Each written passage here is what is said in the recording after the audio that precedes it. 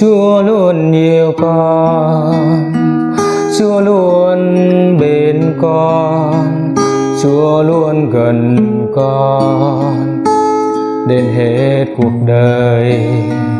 Ngài là ngọn đèn, Ngài là ánh sáng soi lối con đi từng ngày.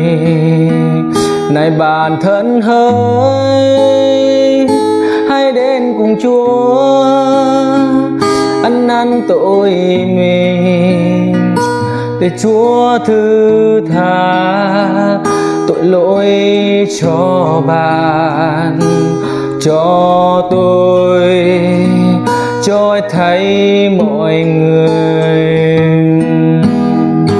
Chúa luôn nhiều con, Chúa luôn bên con, Chúa luôn cần con đến hết cuộc đời. Ngài là ngọn đèn, Ngài là ánh sáng soi lối con đi từng ngày.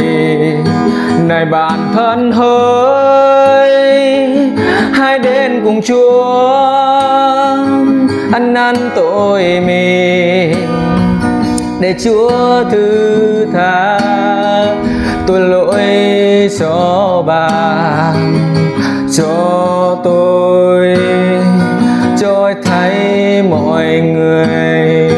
Này bạn thân hỡi, hãy đến cùng Chúa ăn năn tội mình, để Chúa thứ tha tội lỗi cho bạn, cho tôi, cho thấy mọi người.